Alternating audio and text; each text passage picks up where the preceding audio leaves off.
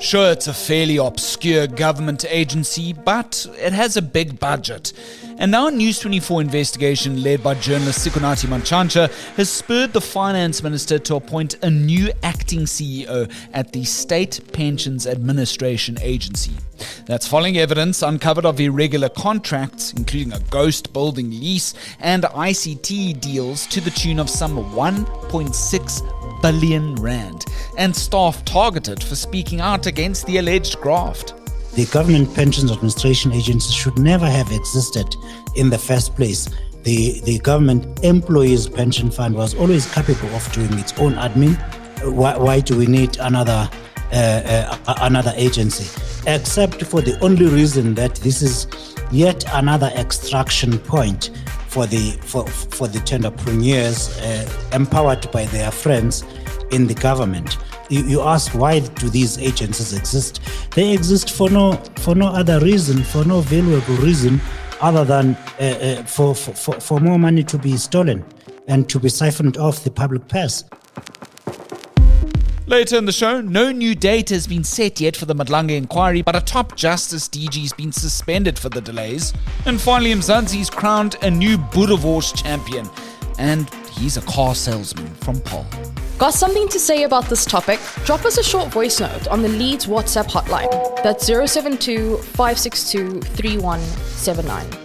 Thank you so much for tuning in to The Lead, listened to now more than 500,000 times. Please rate us 5 stars, 5 stars, 5 stars, and hit like and subscribe on Apple, Spotify, and YouTube to know exactly when our next episode drops. My name's Graeme Raubenheimer. Let's chat all this and more right here on The Lead on News24.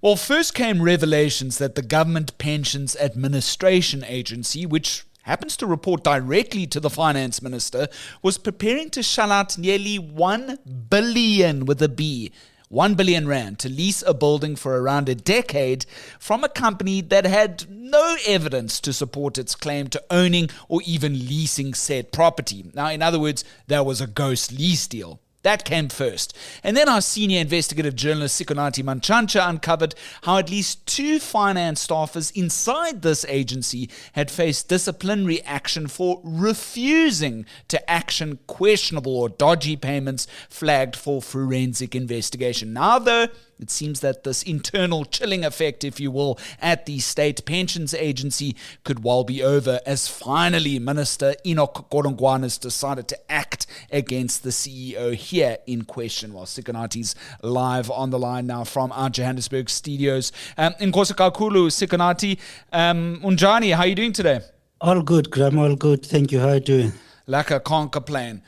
Look, I know we've done a previous episode on this particular topic, but just to refresh everyone's memory, Sikonathi, this agency in question, perhaps not always in the headlines, but what do we know about it? What is it meant to do with our hard-earned tax monies? Let's just add an update to the introduction you gave. Add to that 1 billion rand, another 270 million rands, which was ostensibly for renovations and refurbishments inside that building to make it ready for occupation, except there is no building that is available for either refurbishment or rentals. So more than 1.2 billion rand of pensioners' money has been committed to this fake lease. Now you ask, what does the Government Pensions Administration Agency do? It was established in 2010 to provide the administrative functions to the Government Employees Pension Fund, which invests the pension assets of civil servants and former civil servants. There's about 3 trillion rands in value to that. So these guys, GPAA, have to provide the administration side of things, pushing the paper, making the payments to the beneficiaries and stuff. The GEPF and the Public Investment Corporation run the pension management side of things. and in terms of the PIC, the asset management side. Right. Thank you so much. Thank you so much for that. It's critical to understand that first and foremost as we delve deeper into our conversation. A lot of time people don't understand with telling such intricate stories like this. We need to give the context first so that the pennies can drop, if you will, a little bit later on. So stay with us here on The Lead on News24. The agency doesn't necessarily it doesn't have a board. Sikonathi, help me out here. What's the organizational layout? It's essentially an executive led by a CEO that reports directly to Finance Minister Enoch Godongwana. Is that right? It doesn't have a board because it really isn't a company. And let's be frank here, it should never have existed in the first place. The Public Investment Corporation and the Government Employees Pension Fund have always done this job of managing the assets of civil servants. In the case of the Public Investment Corporation, which was called Public Investment Commissioners back in the day, this has existed for as long as South Africa became formally a state, as is today. So there never was a need for the Government Pensions Administration Agency in the first place. But the comrades will always create avenues for extraction, and such is that's how the GPAA came into being. It just does the administration that has always been done by the GEPF itself. So it is an office within the GEPF that has been made a standalone so that it can have its own tenders and stuff like that. And you know what happens to tenders. And obviously a big budget to boot. How do we calculate as it stands in light, and thank you so much for bringing that extra context about the refurbishment, because people often forget that in this saga thus far is that, the agency even went as spending money and sending off the first tranche of money for the refurbishment of this new headquarters to Shula developers, and yet, Shula developers didn't even have any claim to lease or ownage of this building. So there's that extra monetary terms. So let's calculate the extent of the rot as you've uncovered it so far. And just remind our listeners about that lease deal in question. Where do we sit at the moment with that, Sikonathi? Graeme, so far we do not have any further update on whether or not the lease is going ahead. What we do know definitely is that one, Shula Developers does not have a building to hand over to the Government Pensions Administration Agency to move its staff for the head office come March 2026, because the building that Shula claimed in the tender to have acquired is actually not for sale and is not available to Shula, is not available to the GPAA. This is according to the owner of the building, Attack, a company that is listed on the JSE, a real estate developer. It said, we have never had any dealings with Shula. There is no sale of this building, and there is no GPAA moving into our building. That then means that is a fake contract that the GPAA has, on which it has already paid more than 60 million rands to renovate and to refurbish the office so it can move in next year.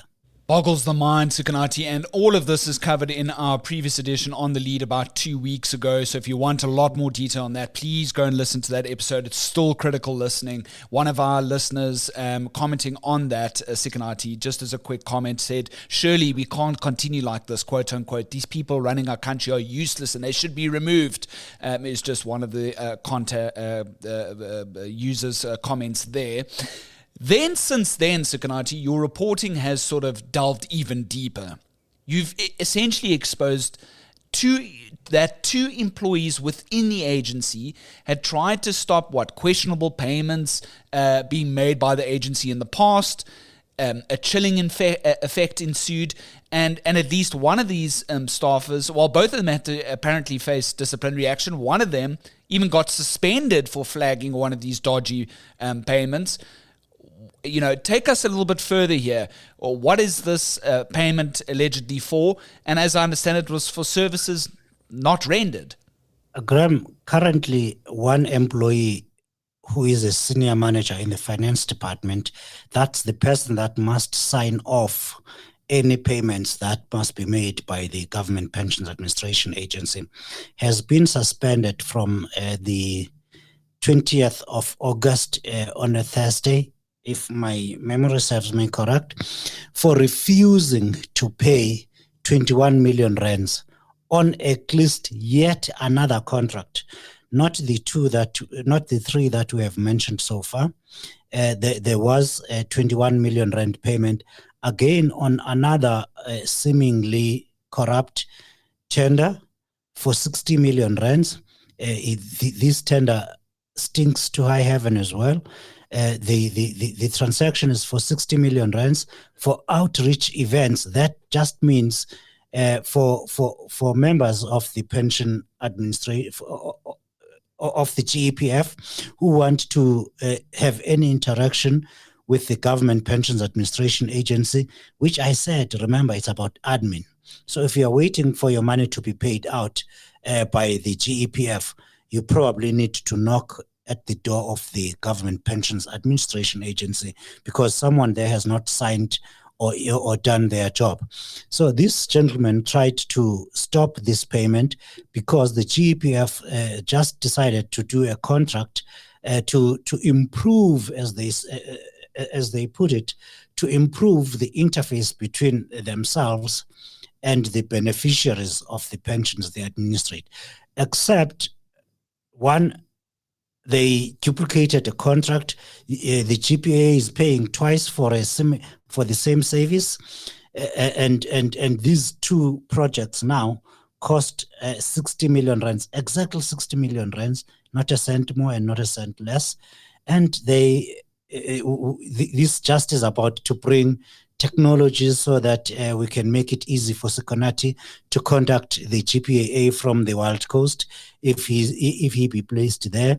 And we will pay upfront this company called GICO Consulting to 20 million rands, a third of the 60, to do this job, to bring about the contract. And the finance manager in question said, actually, just a minute, the internal audit report that is outstanding flagged this contract amongst others and said this appears fraught with irregularities and it must be subjected to a forensic investigation. He pointed out that actually that audit report requested formally the finance minister to investigate this, to subject these contracts to a forensic investigation. How, therefore, do you ask me to pay upfront 21 million rands before this investigation is done? And for that, he was suspended. As you pointed out, he was the second employee threatened with a disciplinary process. The head of that audit team, the internal audit team of the Government Pensions Administration Agency, was actually issued with a letter of intention to suspend her for compiling that audit report, for actually requesting the audit committee to advise the finance minister to whom they report to investigate these contracts, including the contracts we have mentioned before that cost the pensioners 1.2 billion rands. That person was also threatened with a suspension, except she avoided suspension by doing representations. You know, before your employer suspends you, they have to give you at least 24 hours and say, on this basis and that, we have to suspend you. Please tell us why we shouldn't suspend you. The internal auditor responded and said, ma'am, one, to the CEO who had written that letter, ma'am, one, firstly, you do not have authority to approve our internal audit reports because one of the charges was insubordination for her not submitting the internal report, which points management and says, management, please get this right, for not submitting it to the CEO who had actually signed off these deals. to say, can I actually advise the audit committee that they should deal with you? So she was being suspended for that. She was also being suspended for not willing to listen to management's explanations or take them seriously as to why these seemingly corrupt contracts were being done. She was being suspended for misleading the audit committee, to which she reports about lack of governance inside the GPAA, for actually saying these contracts are corrupt. She was being suspended for that, and she avoided her suspension by saying, "You do not have the authority to ask me these questions." You're listening to the latest edition of The Lead on News24 with Graeme Raubenheimer. If you've got an opinion on what you've heard so far, drop us a short voice note on our WhatsApp hotline. That's 072 562 3179. You're listening to News24's definitive daily audio and video podcast, The Lead, with myself, Graeme Raubenheimer, in conversation today with senior investigative journalist Sikonathi Mantshantsha, talking about the latest leadership change-ups at the State Pensions Agency after alleged graft was uncovered there. Let's pick up the conversation now. Well, this is such a prime example, Sikonathi, of when people wonder, why is there a lack of accountability? Why is it that the rot is allowed to continue? Why is it that these, alleged corrupt individuals are getting away with this? It's because a culture of alleged corruption is allowed to continue, and it's the many sometimes against the few. Yes, as in your first example, as you've now gone into great detail, thank you for that. A finance minister just putting his hand up and saying, a manager, putting their hand up and saying, I'm not going to go ahead with this payment. Clearly our own audit team has an issue here.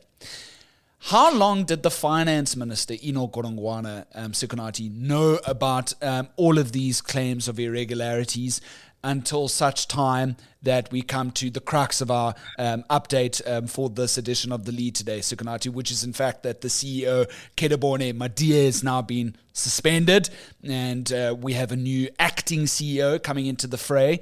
How long did the finance minister know about all of this? And surely News24's investigations here played a pivotal role in bringing all of this to light. There's a serious culture of intimidation in organizations such as this one, because these disciplinary processes against the two people that I've just mentioned, the auditor pointing out that this contract needs to be audited, is actually being intimidated by when the CEO says, "Excuse me, who the hell are you to be telling me that this contract needs to be investigated? Here's your suspension letter." And of course, the person didn't back down, and the other manager, who refused to pay 21 million rands, didn't back down in the face of the intimidation. So we our thanks be to them for actually saving the pensioners and eventually the taxpayer that kind of money. How long has the finance minister known? Enoch Godongwana, the current finance minister, was informed formally in a meeting with the Internal Audit Committee of the Government Pensions Administration Agency in the first week of June, where a formal request by the chairperson of the Audit Committee said, "Sir, please do conduct a forensic investigation on these contracts. I have so far only told you about contracts that are now worth 1.4 billion rand, because the 60 million rand I just added now comes to the 1.3 billion. Let me tell you, give you the context. The Government Pension Administrations Agency, their operating budget for the year ended March, approved and authorized working budget was 1.47 billion rand. I have now told you that 1.4 billion rand all is subject to irregularities and possible corruption and criminality. Godongwana has known since the first week of June, the 5th of June to be specific, when the audit committee of the Pension Administration Agency said, "Please us a forensic investigation." Management entered into these contracts, and here's the evidence that these contracts should never have been done, one, in the way they have been done. He did absolutely nothing. Secondly, the Government Employees Pension Fund, whose money is being abused here, wrote to Enoch Godongwana on the 9th of July, 2025 and said, Minister, please do something, rein in this agency. They have abused and they are continuing to abuse the pensions of the civil servants. Enoch Godongwana again did absolutely nothing. 2 months. So in other words, Sikonathi, what you're telling me, and to be fair, in your latest report, Treasury takes over government pensions agency after a 1.2 billion rand procurement scandal. You're very modest in your reporting, and I appreciate that about you, Sikonathi. But you do sort of point to the fact that, without News24's investigations team and yourself looking closer at this and bringing it to public light, being the front headline stories week after week, that it seemingly prodded the finance minister to act here, surely. What we have done, Graeme, each time we're going to publish a story, we asked the finance minister, Enoch Godongwana, to say, one, you have had this audit report, it had this contract and that contract and that contract that said must be investigated. What have you done? And we have given him on each occasion at least 24 hours to tell us what he's done, and on each occasion he's told us he's done nothing, not in exactly those words. We then have asked everybody that we should have asked for their comment on the story, and week in, week out, we have pointed out very prominently that the finance minister has done absolutely nothing about these problems. The result has now been that the finance minister wants to be seen to be doing something. Yes, of course, there were quite a few people from Treasury itself that called me and said, why are you putting us in such a bad light? And I'm like, no, you actually are putting yourselves in a bad light. What have you done about this? So after we have, for 3 consecutive weeks, written about these, and in each story pointed out that Enoch Godongwana has been formally informed of these on at least 2 occasions during the past 2 months, and he has done absolutely nothing. He is now acting, or at least showing to be acting. We don't know if all these are genuine. The fact that there is now an investigation as requested in June already is a direct result of the work News24 has done here. What do we know about the new acting CEO, Stadium Gomuzulu, deployed from Treasury itself, right, Sikonathi? Do you know anything about who Stadi is? And as I understand it, and as per your reporting, they have powers to now go ahead with disciplinary proceedings, because surely the previous executive should also be held liable here, seeing as there's no board, and that executive, is just allegedly as complicit as the previous CEO, no? Graeme, I have not met Stadi Mngomezulu. I have never interacted with him in any way, but a person that I trust very much and know for a long time says he's a very principled man. He's been working at Treasury for a long time. So I do not know. He is now the acting chief executive officer of the pensions agency. The incumbent CEO has been suspended. It is for the minister and for that investigation to deal with the CEO because she reports to the minister directly. Stadi Mngomezulu now has to deal with the rest of the management of the Pensions Administration Agency because they report to the CEO. So it is within his competence to deal with them. These are the people whose names I have flashed week in, week out in the irregularities, in the contracts, and I have listed what I see to be their misconduct in these.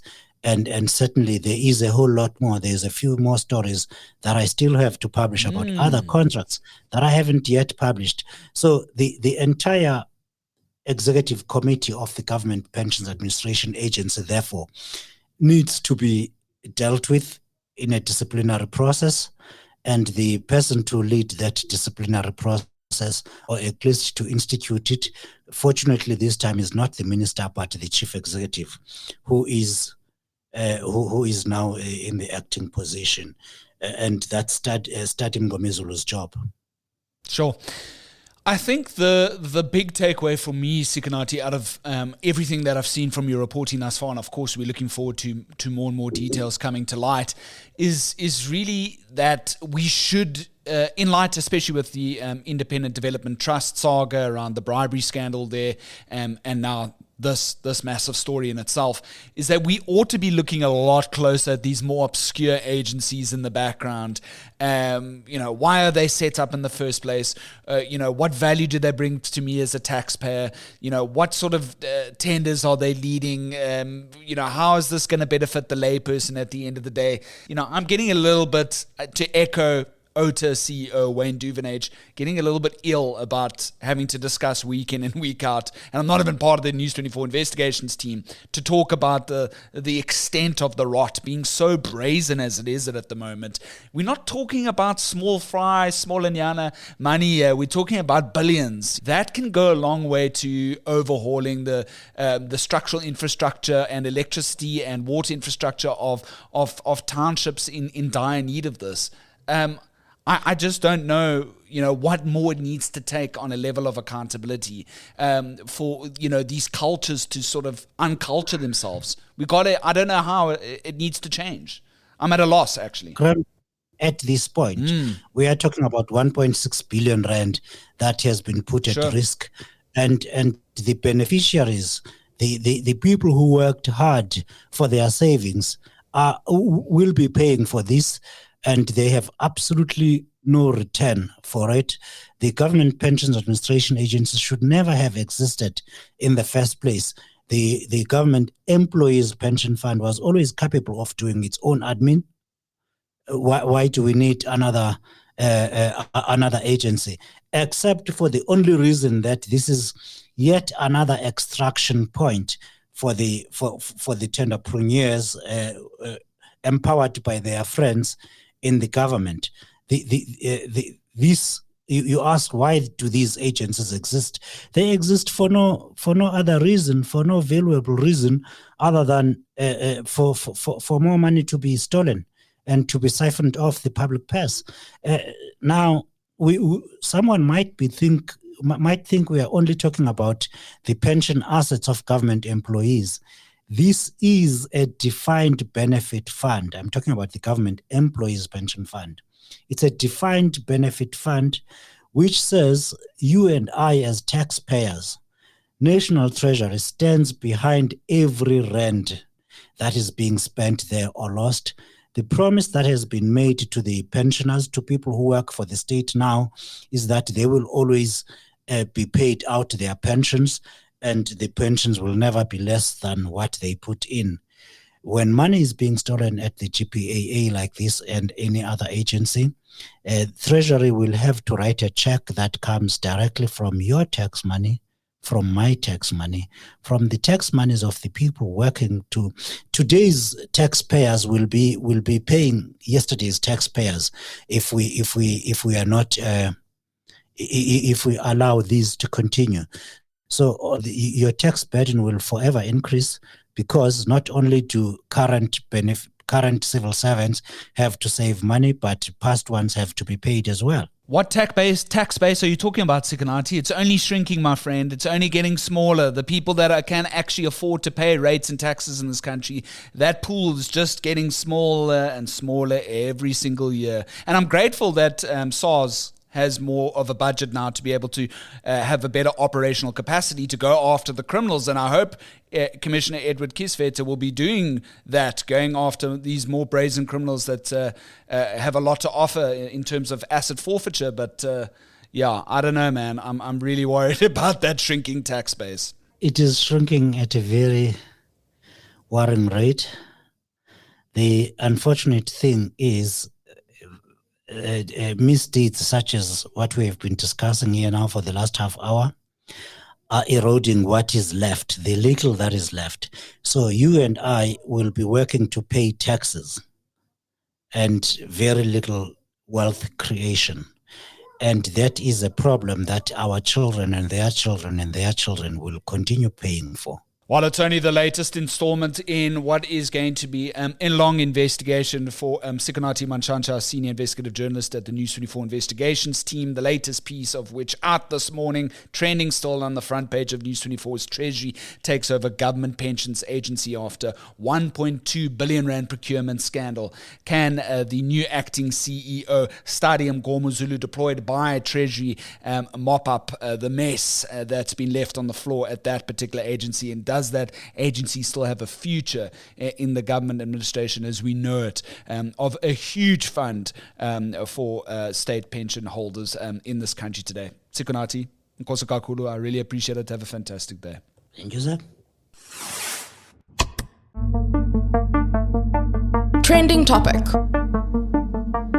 Shifting gears to our trending topic now, and the Justice Ministry has now suspended its Director General Advocate Doc Mashabane, a very senior public office holder there, as well as his Deputy DG for ICT Services, Jabu Hlatswayo. That's following the latest delays in setting up IT infrastructure for the much-anticipated Madlanga inquiry into South African policing. Minister Mameloko Kubai had briefed journalists in Pretoria just a few hours after the Commission revealed it would not be able to start by the 1 September date it had set for public hearings to start. Kubai told reporters she informed President Cyril Ramaphosa of quote-unquote failures and lapses in the system, meaning IT procurement for the Commission, by Friday already. The Commission's media teams already laid the blame squarely with the Justice Ministry in dragging its feet in ensuring it had every practical tool it needed to start its work, already in itself eating into the 3 months it's been given by the President to compile an interim report. While the policing inquiry's evidence leaders previously indicated they were in consultation with KwaZulu-Natal Police Commissioner Nhlanhla Mkhwanazi first, but that didn't mean he was necessarily their very first witness. He very publicly claimed this year that the heart of the SAPS has been captured by politically connected criminal elements, chiefly Vusi Musi Kat Matlala, whose 360 million rand health services tender with the police has since been cancelled, but languishes nonetheless in a Pretoria prison cell for a failed hit on his former lover, actress Toboho Tobajane. We'll keep you updated on the new commission starting date as soon as we get it right here on News24. Buying a car? Let driving with J9 steer you right. The reason why I wanted you in today is because I want to talk about car sales. You were in that space for a few years as a salesman. News24's motoring podcast, hosted by Janine van der Post, delivers sharp car advice, expert test drives. Nowadays, when somebody, for the most part, when somebody walks into a dealership, they know sometimes more about the car than the salesperson does because of the access to information. Yeah. The latest trends and motorsport interviews, all in one smooth ride. But I mean, these are basic questions that people really need to know. And I think at the end of the day, you just really need to do your homework. Catch Driving with J9 on News24 or wherever you get your podcasts.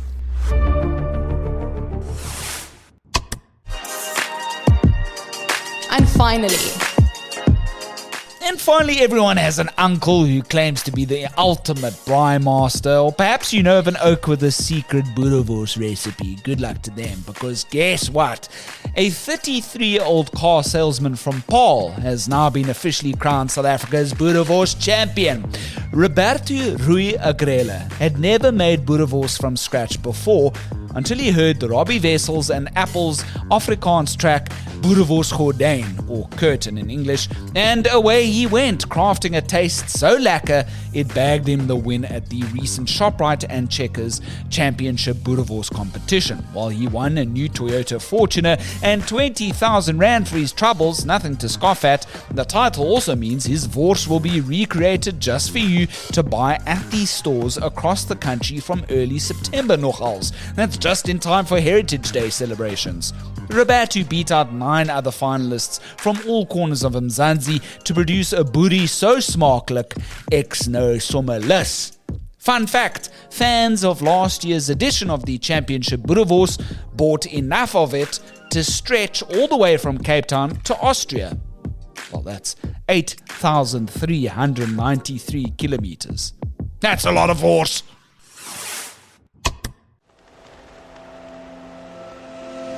Ending off this edition of The Lead with this day in history, the 26th of August, 1985. In a low-key event in Crystal Palace, England, South African-born athlete Zola Budd broke the 5,000 meters world record set by Ingrid Christensens of Norway by more than 10 seconds. Budd also stunned the sporting fraternity by running barefooted on her way to claim this magnificent achievement. Christensen's record stood for 15 years before Budd broke it. The event took place without any publicity that might have attracted anti-apartheid demonstrators, as South Africa was of course banned from competing in any sporting code with other countries. Budd was granted British citizenship early in 84 in order to participate in the Olympic Games. That's courtesy South African History Online on this day in history, the 26th of August 1985. Time now to listen to your voice notes in connection with the previous edition. It's all about Mangaung Metro's finances remaining firmly in the red, and how we heard from investigative journalist Sipho Mosondo that the city's liabilities are now exceeding its assets, and this overtime bill that it's racking up every month is now gone into the multi-millions. Even former staffers or staffers still employed are receiving overtime benefits even if they're in prison. Let's hear what you had to say about this story. Good evening to the host. My question is, who is this employee and how on earth was he clocking in prison? And where is the manager, the municipality manager? What's happening? And it's under what boggles my mind is that the municipality is under national administration. So that should be something that doesn't happen. So my question is, how on earth was he able to do that while in prison? And those who placed it under administration, those are supposed to be watching, where are they? Thanks so much for your voice notes. I really do appreciate it there. Remember, if you want to get involved in this edition, send us your voice notes to 072 562 3179. You can send us a mail, thelead@24.com too. Please rate us 5 stars on Spotify and Apple. It definitely gets the episode to more ears. The more the merrier, as they say. And then hit like and follow and subscribe on all of our various platforms to be notified of when our next edition drops. We so appreciate you tuning in. Now, our total listener mark has now surpassed more than 500,000, so we're really, really chuffed with how the lead's doing here on News24.